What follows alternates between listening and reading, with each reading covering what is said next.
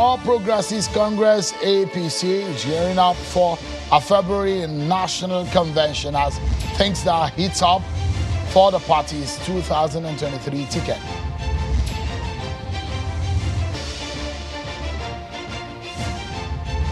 And the EFC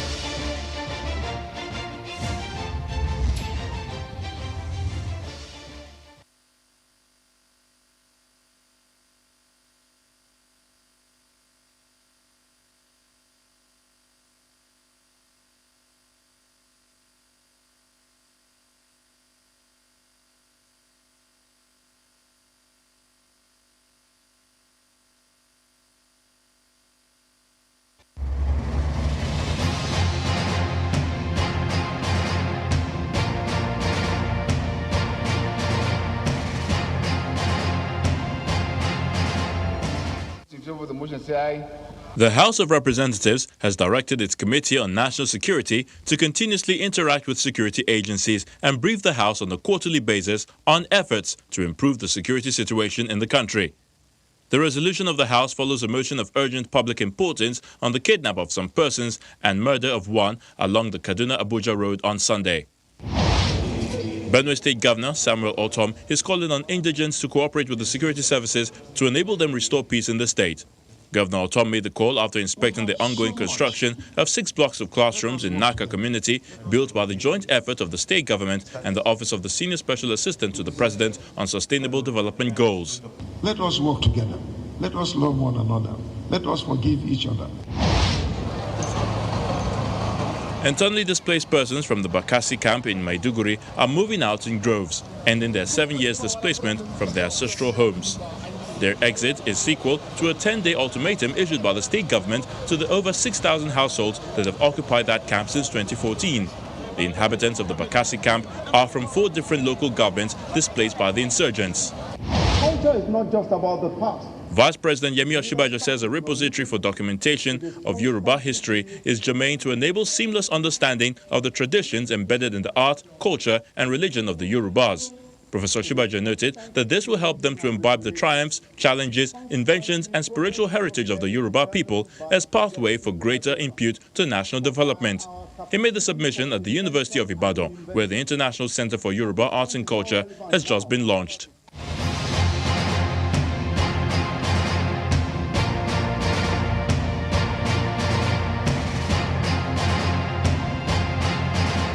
But then, thank you so much, everyone, for staying with us right on the program. So let's begin by letting you know that we're still keeping tabs on the report submitted to the Lagos State government by the NSAS panel of inquiry led by Justice Okobi over allegations of police brutality and the incident which occurred on the 20th of October 2020 at the Lekki toll gate in Lagos. The Justice Doris Okobi-led panel has submitted this report, and there are indications that the details are far-reaching.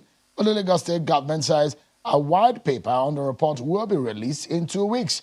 And the countdown has since begun right here on China's television, and we keep in tabs. It's 6 days now to go. Our eyes are on the matter. We keep tabs on looking ahead at the release of the white paper. Let's tell you that the governor of Anambra State, Willie Obiano, has been placed on a watch list of the Economic and Financial Crimes Commission, the EFCC. This move, we understand, is coming ahead of the March 16, 2022 change of government in Anambra State.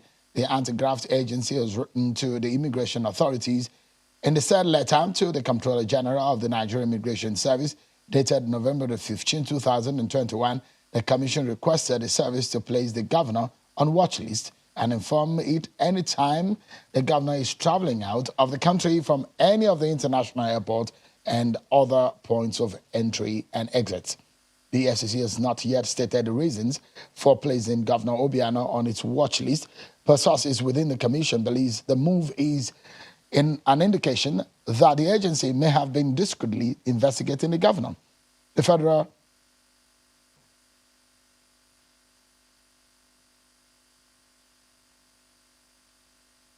And turn to some other stories now.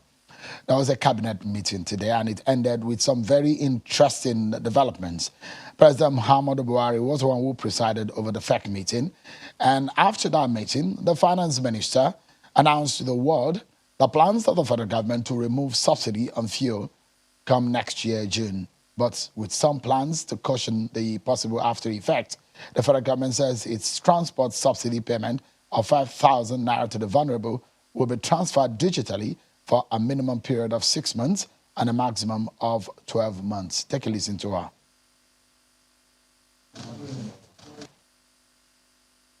Approval of the outline business case for the establishment of the national carrier.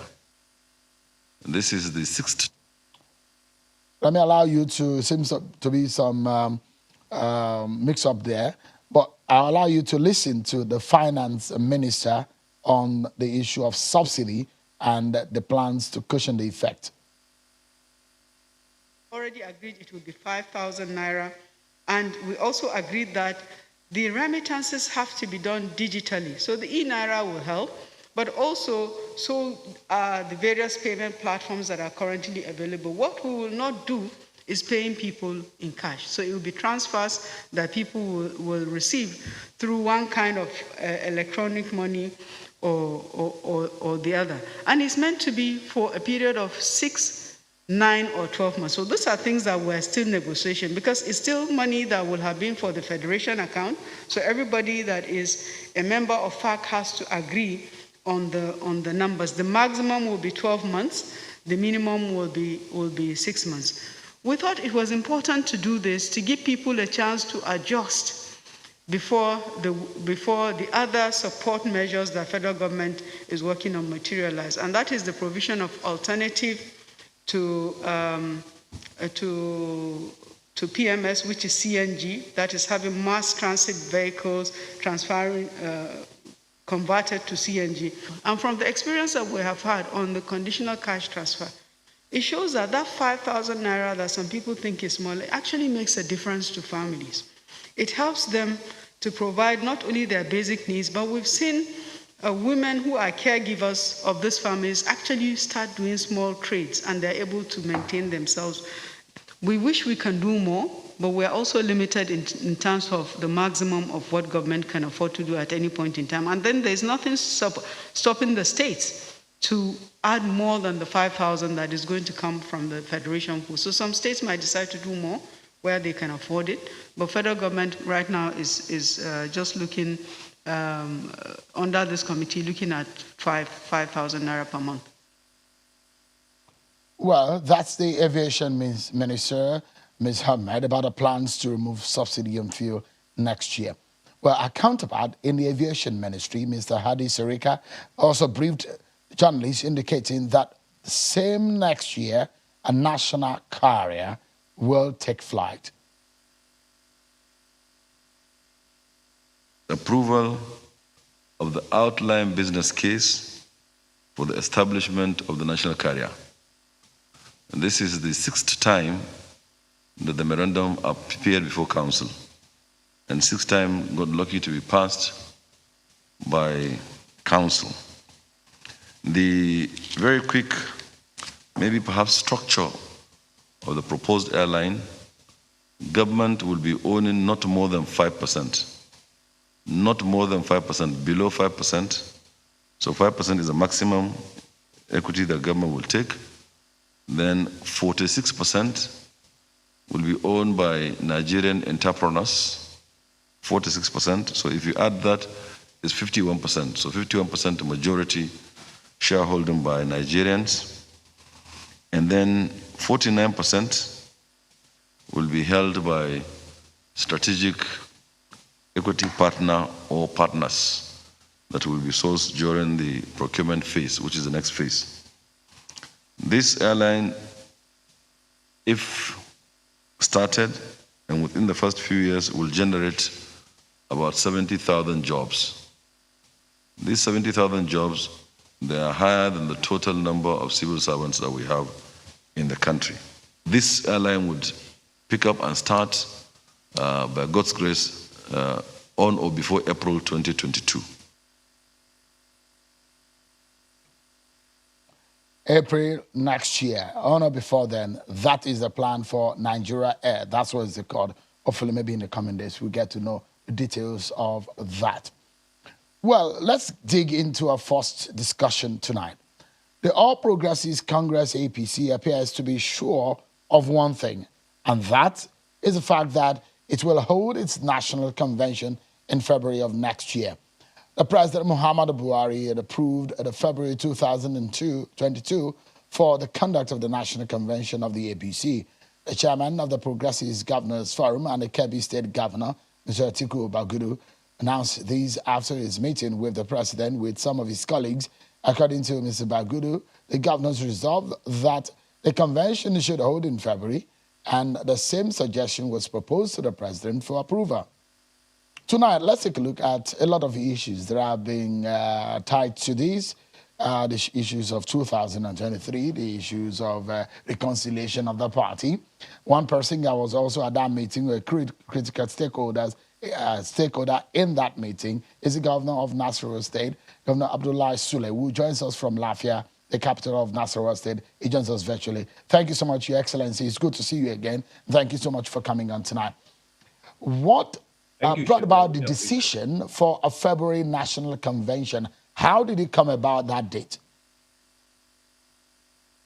Well, thank you very much, Shewan. As you have seen, the party actually has gone through the process of the congresses, at the ward level, local government level, and the state level, and everything has gone successful. However, in some states, such as Anambra, as well as the Zamfara, where there were security challenges, I think it is only now that the election is still going on, for the state congresses. So now looking at December, which is really a festive period with a lot of people traveling, with the Christmas coming, the New Year coming, having a convention at that moment is going to be a little bit difficult. So the discussion was looking at January. We thought it was going to be January, but in January we do have our own election in Ekiti State, for the primaries of the party. So as a result of that, the decision by the governors was actually to recommend the month of February, to Mr. President. So as our chairman, Bagudu, as well as the chairman of the party have said, because they were the ones who were supposed to go and discuss with Mr. President, to hear his views before discussion with other stakeholders. And then from the discussion, the president, based on the report, I also saw, in the news, the president is amenable to it. So the principal is agreeing to the month of February. So he's also convinced that the month of February is feasible and is probably the right one for us to have the convention. That's the report we saw. You and I actually saw in the news, as was being conveyed by the chairman of our party and the chairman of All Progressive Governors, who we sent to go and discuss with Mr. President. I assume that the convention now has a venue, probably you propose a venue, which I think you will need the ratification of the NEC for the date and some other details. I assume that is going to hold in Abuja, isn't it? Well, I think right now the whole idea was just to agree to the date. Even the exact date in February has not yet been agreed. I believe what is going to happen is that and as the president directed, all the other stakeholders that should be contacted. I'm going by what you just said, maybe holding a NEC meeting to ratify that is likely going to come. And the party will sit down and look at the possible date and the kind of committee that will carry on, as well as the venue. So right now, as far as the APC governors are concerned, we are waiting for those that we have sent to discuss with Mr. President to return and actually convey the message to us so that we can know where to go from there. What about the plans or the arrangements over the issue of zoning of the offices? Has that been resolved? Was that part of the meeting at the PGF? It was part of the meeting, but it was not really discussed yet, because the whole idea is to even agree to the convention. In fact, the only two items on the agenda on that day were just the idea of zoning, as well as the idea of us having a convention, So we finally agreed on the date of the month of the convention, but we have not yet discussed and agreed on the zoning arrangement. I think the next meetings will determine the direction for the zoning arrangement. It does look like from the names of those who we have seen that have come out, thrown their hat in the ring and said that they want to be national chairman of the party. It does look like most of them are from the north central extraction of the country.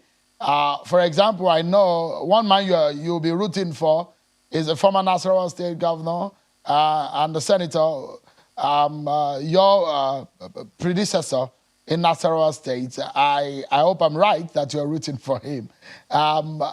Is that agreed? You said you have not decided, the party is not decided, but it looks like there is some kind of agreement, unwritten agreement, that the national chairman of the party should come from the North Central. Yeah, Sean, to be honest with you, it has not yet been clearly agreed whether he should come to the North Central. It's just that if you look at the natural feeling, and then all the calls about zoning arrangement, presidency was going to rotate and this and that, with all those kind of things, that's the reason why people have come out in mass from the northern part of the country. It's not only North Central, like you said. We actually have, maybe roughly about three or four people, from the North Central, but we do have people from the Northeast as well as the Northwest, who are contesting for this position. And like you rightly mentioned, as a governor, I definitely have to take a position and say, well, for me, this is where I stand. But it's not a cast in stone. It's not saying that, it's just a natural, when there is such a contest, somebody will have to take a position and say, I support so and so. And I have my own reasons, for doing that. But it's not cast in stone, and it is not a decision of anybody. It's just my own decision here in the state. And then I think it's going to go down, with all the other governors, because one state cannot elect a national chairman. So will you be going in the way of the PDP? Because PDP, they did majorly consensus. They agreed before the convention on, they already knew who was going to be their next national chairman. Is the APC thinking in that direction? APC is not PDP, we cannot just copy what PDP is doing. But as a party, we sit down and look at all the things that will be best for the country, will be best for our party, and then we take that decision. We are concerned as a party, the direction, if everything that has been set up with Mr. President, will be sustained. So I think when the party is looking, it's going to look around and make sure that we have people who are credible, people who understand the party, who love the party, and who are going to stand by that. And this is actually both for the national positions as well as the presidency. I'm sure my colleagues and I will sit down at a later time and discuss all these issues and look at the right people that will be there. But it's just natural that the general feeling, amongst Nigerians, let me put it that way, but it's not all Nigerians, among most Nigerians that I know, the general feeling is that this presidency is likely going to rotate. And if it is going to rotate, then chairmanship also will rotate. And I think that's just what is happening. But there is no anything official about that has already established that. There is no discussion on agreement or anything among the stakeholders, on that. Since body language seems to, adjoin, that phrase came into our political lingo in Nigeria recently, so we might as well take that context that it does look like the body language that we're seeing from the APC, if it's anything to go by, if most of the candidates that want to be chairman of the party are from the north, it does look like totally the party is thinking of getting a southern presidential candidate on its ticket. Is that true? Is that right? Can we say that?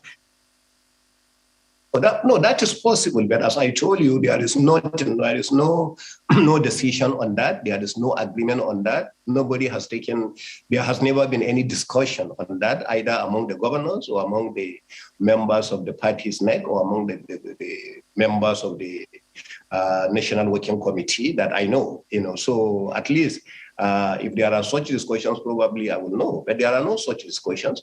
But what you are saying is what you think.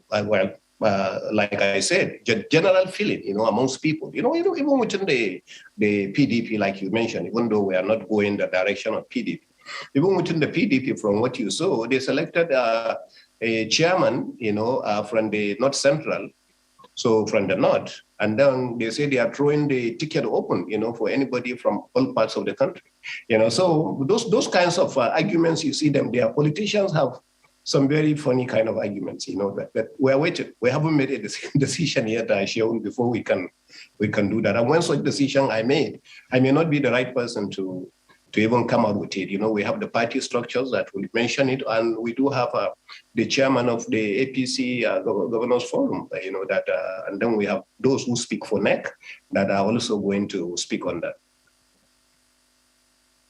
I mean, I try to put my ears to the ground, especially what is happening within the political scene. And there were some talks about you having a heated argument or disagreement at that meeting. Could you clarify what really happened at that meeting? Showing indeed you have your ears to the ground, you have to. You are running a show called Politics Today. So if you don't have your ears to the ground, who else will have it in Nigeria? But what I'm telling you here, and this is actually a very, very funny part of it. Every time I saw Lai Mohammed saying fake news, I didn't know what fake news was until now. What happened was we went into a meeting on that day and we discussed two issues, and that's it. Number one, about the date of the convention. When will there be date of convention? Number two, we discussed about the issue of will there be zoning, which exactly as I told you, again, which we didn't even agree on that, whether we're going to zone or not. So those were the only two issues. Throughout the period of the meeting, there was no discussion about direct or indirect. Zero. No discussion whatsoever. Secondly, there was absolutely no disagreement, between any two governors to the point of saying they were exchanging hot words with one another. Number three, the person that they say I had argument with, is one of the closest friends of mine among the governors, the governor of Kogi State. He is my neighbor. We do a lot together, especially on areas of security also. In fact, we call each other with nicknames. He was seated right there next to me. So one, there was nothing about direct or indirect that was discussed, nothing whatsoever. Secondly, there was no disagreement between any two governors at the meeting, nothing whatsoever. And especially between my good friend and I, nothing. So how did I even get to know about it? We had the meeting on Sunday. The following day, on Monday, I had meetings all day, up until 7 o'clock, that I went to the villa, to the banquet hall to attend a dinner, for the First Lady and the African First Ladies. I was seated there together with the governor of Jigawa and the governor of Kebbi, as well as the chairman of the Governors Forum, Governor of Ekiti. When now the governor of Kogi came in and pat me on the back and said, "Did you see what was in the social media?" I told him, I said, "I'm not on the social media, so I wouldn't know what happened. And even if I was, all day I was in different kinds of meetings." He said, "Somebody say you and I had a big quarrel." I said, "Where?" He said, "In the social media, that's what they say." I said, "I've not seen it." So it was there he started sending me some pictures. And it was only then that Governor Bagudu and I, as well as even Governor Badaru, got to know about it. So when Lai Mohammed says fake news, now I understand there is fake news. This is truly one of the most fake news that can ever happen, because it never, ever happened. Now, you have an opportunity to clarify it. So that's why we use facts to kill fake news. So when there is stories that are not true, we use facts to kill it. So because before you know it, fake news actually become the real stories. So that's where you can. Now we have the opportunity of speaking with you, so you can clarify. So what goes on the social media, it may not be the right story, but we are hearing from the horse's mouth in parentheses. Yes. Let's go to the real issues, though. If you said that there are no disagreements about the issue of direct primaries or indirect primaries, but it's obvious that the governors of the APC are on one side of the divide against the lawmakers, some of them in the APC and some of them outside of the APC. The lawmakers obviously unanimously or popularly in the National Assembly agreed to a direct primary mode of primary. But it does look like they have their way and you may have your say, but at the end of the day, isn't it democracy, Governor? No, what is even funny at that moment is saying that the governors are against direct and the legislators wanted direct. That's another problem I think that we have about interpretation. I remember I was at board meetings, where it was discussed that the National Assembly was passing a law for indirect. And I think the extensive discussion then was, why would they do that? Why would they box us into just one option? How about if we have a problem like the COVID-19 where so many people could not meet? Why don't they give an option and say direct or indirect? That was what the governor said. That's the one I know. But you see, the way it was interpreted, like governors didn't want this. Governors were saying, why don't you have an option? And that's why now that they pass it, the governors are saying, that's fine. That's my understanding of it. Because I will tell you, when we started the congresses, at the ward level, it was direct. Every state conducted direct. So for like us in Nasarawa State, believe me, direct or indirect doesn't bother me. Any which one you go, we'll go with it. We don't really care whether it was direct or indirect. We'll just go with that. But the idea is that why do you want to box yourself to say it is direct? How about, God forbid, if we have another situation like COVID-19 where they say no movement, no this, no that, so now you say, even though the party constitution says you can elect by consensus, direct or indirect. Now you say, no, you don't want any of those options. You only want one option. So the governors say, why do you want to box yourself? That was the question the governors were asking. But it was misunderstood to say that governors are against indirect. And that's why you see the governors, I understand, are quiet about it. If that is what the president will sign, well, please be my guest. Sign it, we go ahead and have it. So direct or indirect is something we go through every day. Every state that APC conducted our ward congresses direct. It was not indirect. It was only during the local government as well as the state that came on. That's when we started issue of consensus. But at the ward level, it's direct. And that's where the politics is. It's at ward level. So who is afraid of direct or indirect? A governor? Which kind of governor will be afraid of direct? You are not in control of your own state. People don't know you in your state. That you will be afraid of direct. It is somebody in Abuja that will not be afraid of direct. The whole thing doesn't even make sense. So governors are just saying, give us options. But if you say no option, go with this, please, let's go ahead. I think that's the but you see, locally for us in Nasarawa State, we don't even have any problem. So for us in Nasarawa, whether direct or indirect, we are there, we are ready. Let's go ahead. That's our own thinking around this part of the country. We take a breather, Governor. But when we come back, there are one or two more questions that I'd like to ask you, clarification about some of the names that we have seen in your party, the possibility of a presidential candidate in the APC. What's your take on that? And also, some of these national issues that have come to the fore in the last few hours. We get your take and your final thoughts before we go into another matter. We take a break, and when we return, our attention will be on the PDP retreat and what this means for the party ahead of 2023. Debo Ologunagba joins us, is the PDP Publicity Secretary-elect. We'll be talking about the PDP and the 2023 agenda. That's after we've taken Governor Sule's final and closing thoughts on the program. We'll be right back.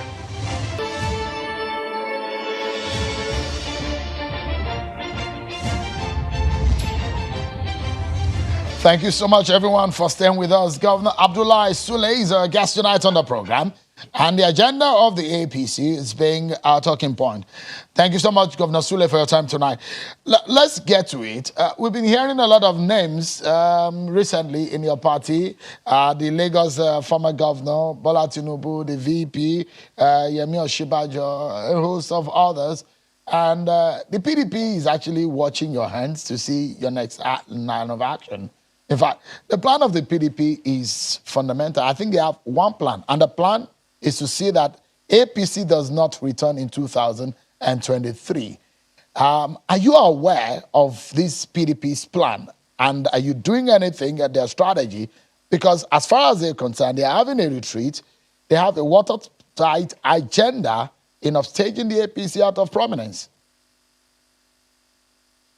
Well, Sherwin, even if I didn't know, now I know. Usually I listen to you, every night, and I know that you have your ears to the ground, just like you said, and you are going to tell us what it is. But you see, politics is about planning. They plan and we plan.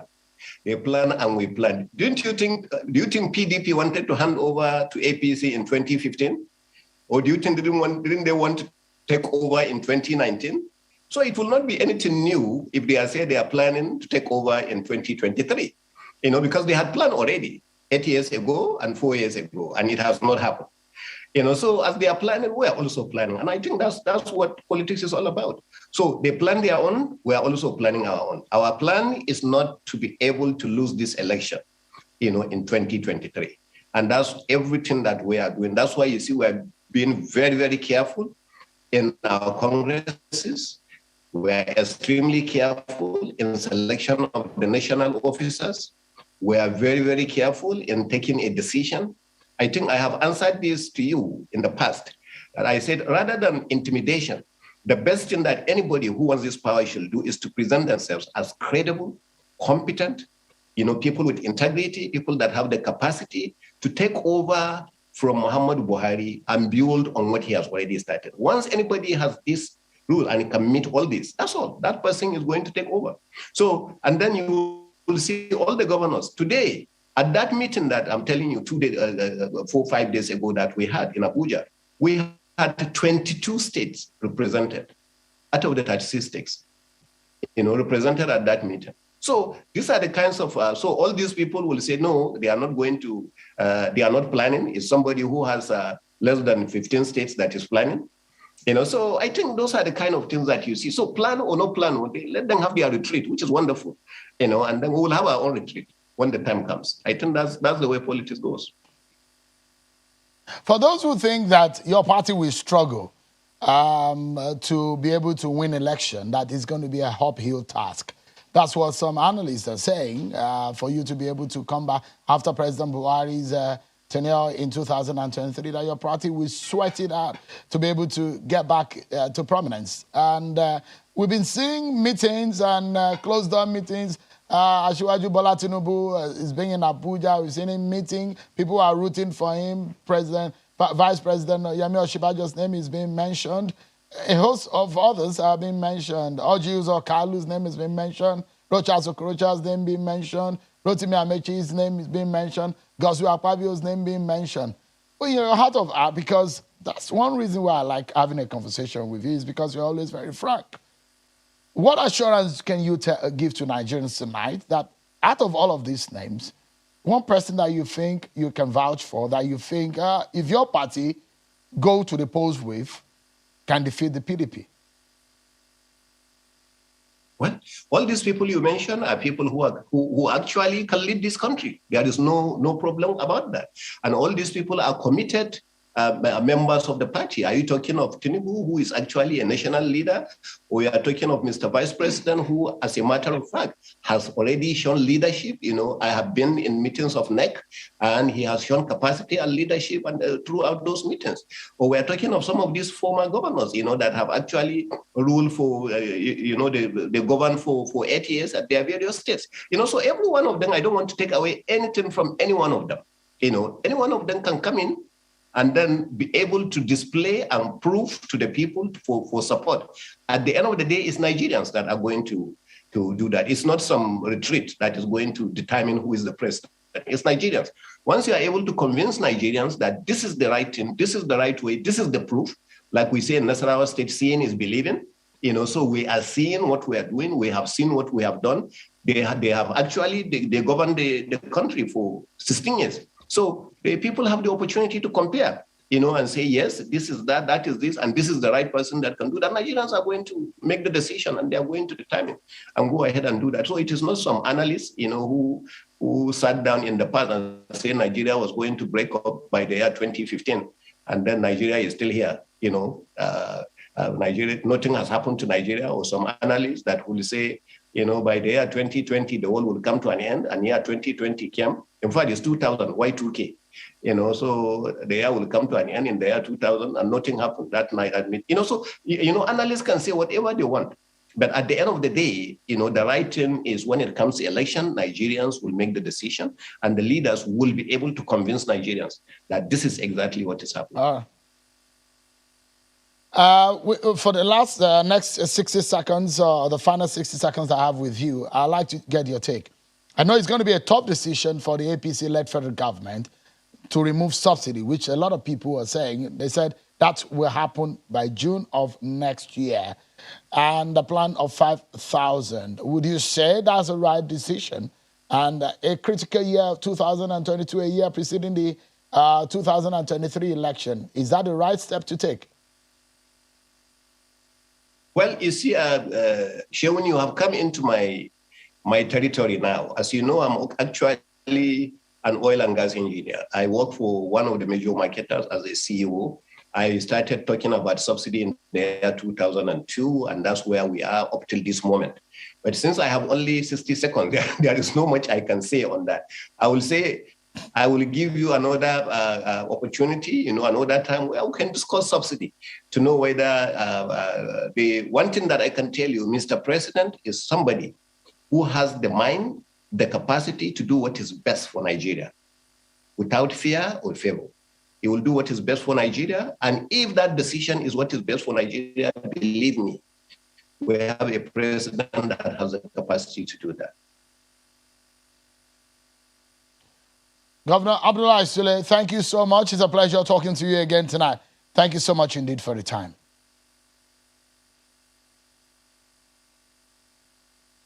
I appreciate it. Well, now, the People's Democratic Party, PDP, is up to something. The leaders of the party are gathered in Abuja, the nation's capital, for a retreat, with the new executive waiting to be sworn in, led by Senator Yocha Ayu. The chairman of the PDP Governors Forum, Aminu Tambuwal, is of the opinion that Nigeria's problems are man-made and the country must embrace restructuring, relative autonomy, and decentralization of powers to survive. Governor Tambuwal said Nigeria is in a permanent emergency, needing urgent rescue, a mission, he says, the PDP is willing and ready to undertake. Let's take a closer look at the PDP agenda. I'm now being joined now by the National Publicity Secretary-elect of the People's Democratic Party, Mr. Debo Ologunagba. Thank you so much for joining us tonight. Thank you. Good evening, Sean. Before, I know you've been in retreat for the last 2 days now. Right. Before I ask you what your agenda is, because one of your agenda is to defeat APC in 2023, how you're going to go about it and your agenda, I'm going to ask you when we return from this short break. We'll be right back, everyone.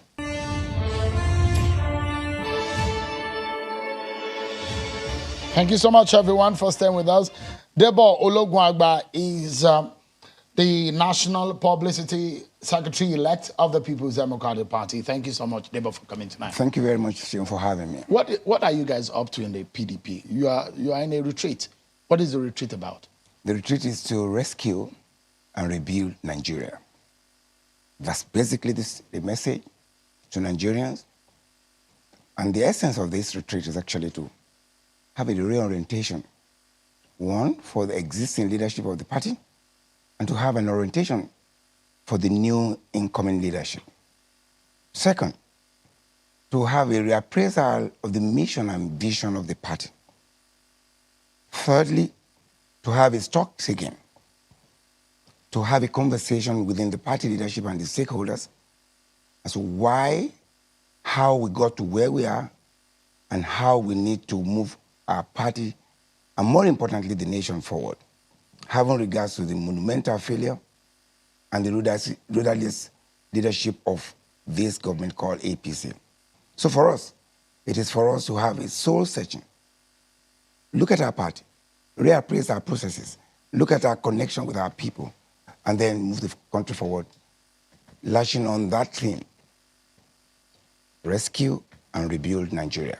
So when you said rescue in the use of those words, and you look at the antonyms of those words, rescue, you only rescue something that is in bondage or captured. You say we want to rescue Nigeria, you say you want to rebuild, is Nigeria broken? What do you mean by those two words? Absolutely, I mean, these are clear statements, and we all know that Nigeria requires rescue. It's been captured, as it were, by lies and propaganda, by ineptitude, by reckless leadership, by uneducated leadership. Nigeria now, I could say, will digitalize by the PDP government. Will what? Digitalized by PDP government. Have you digitized your party first? That's exactly what we're doing. That's part of the purpose we're discussing here. How are you going to do that? Absolutely, that is the process of ongoing. That's why retreat are set. When you do that, you reappraise yourself, you see what you're doing. In any event, we're digitalizing because there is an ongoing electronic registering going on.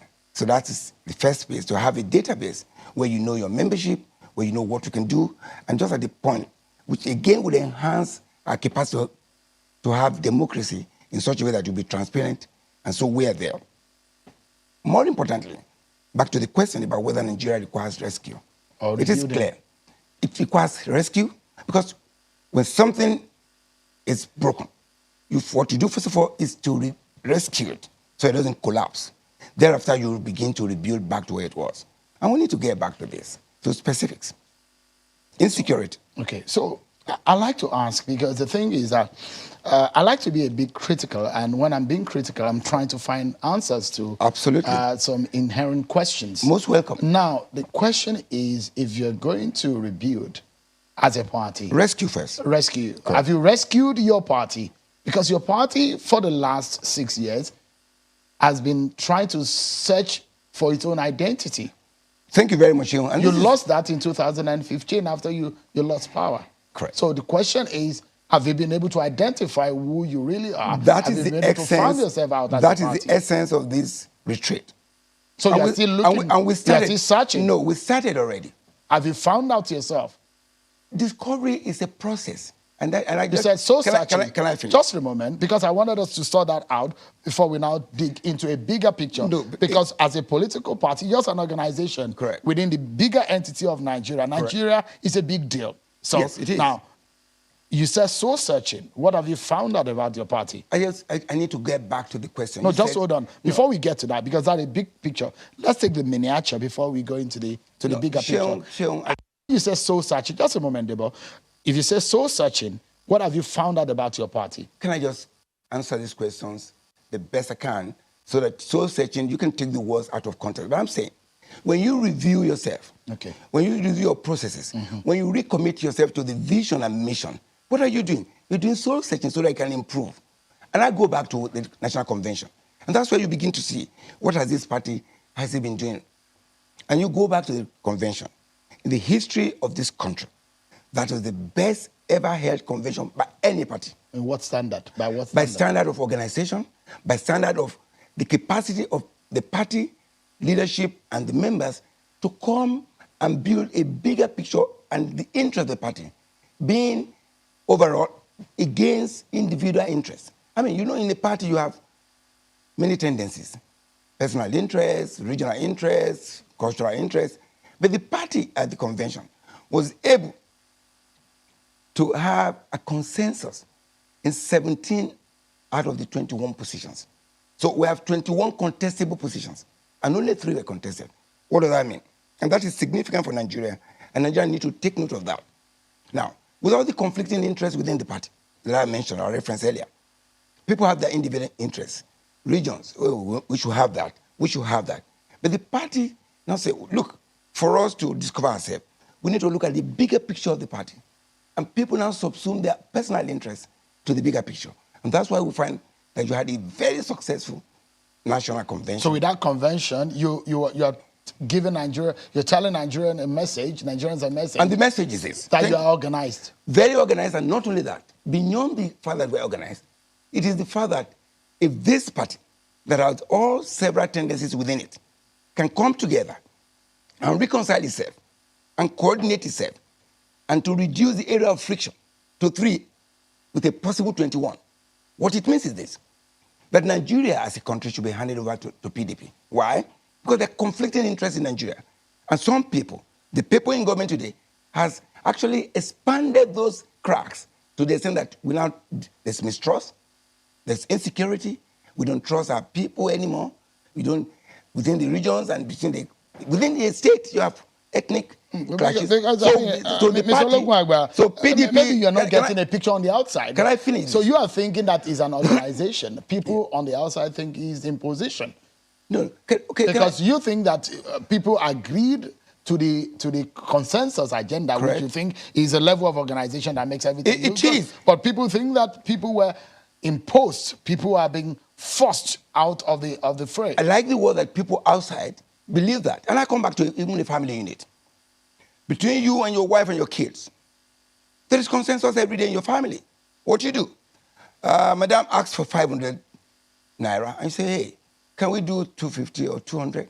I said, no, can we do 270 because of this and that? And then you agree. That's a consensus building. That's what the PDP has done. Somebody else will say, oh, maybe the wife is too submissive. No, it is internal working mechanism that is effective. The party has demonstrated that.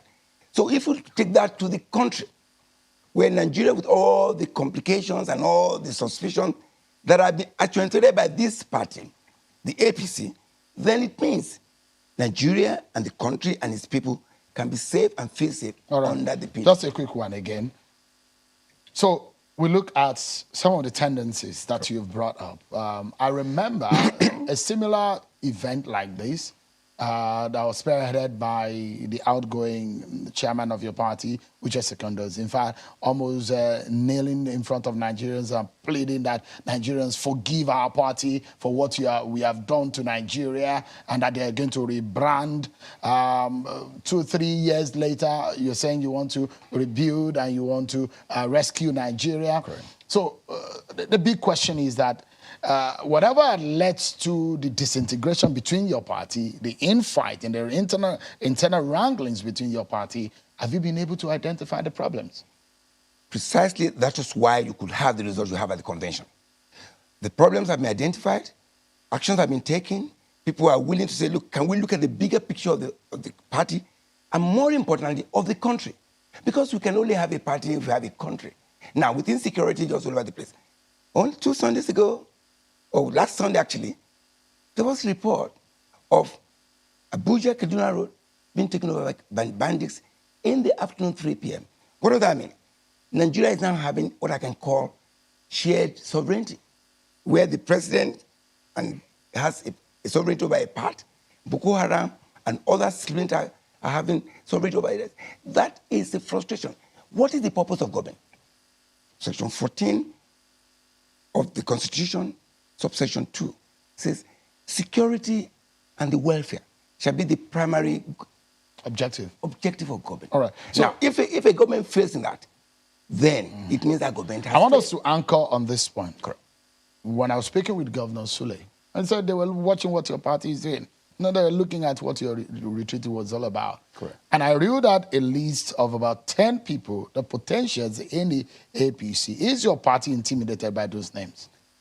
We have never been intimidated because that party is not a party.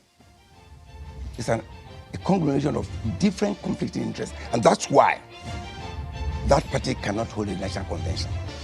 I understand. They fix it for February. Yeah, they just been moved for February. I understand it. They moved 4 times.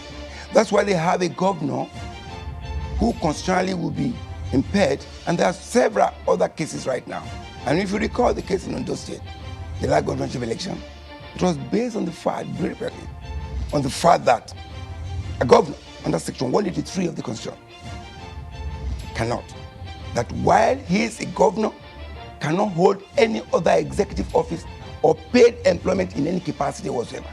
And the Constitution of APC, in its Article 13, defines the chairman as a chief executive officer.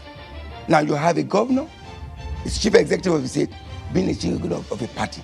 That tells you but the this is a Supreme party. Court judgment did not validate that. The Supreme Court judge, The Supreme Court is a court of a precedent and a court of record. Well, can I give you an information on that? If you go into It's that, important- if you go into that argument, we may not. No, for clarity, 1 second. The Supreme Court did not answer the question. The question the Supreme Court dealt on was on the fact that he ought to have been joined as a party, not on whether there was a violation of the Nigerian Constitution. Because there are arguments whether or not that was being paid, whether he's being paid for the job or not, and there are questions around whether or not he's in an emergency capacity or caretaker capacity. These are arguments that for 2 years. I guess we can look at. But on a final note, just a quick one. When are you going to be sworn in? December 10th.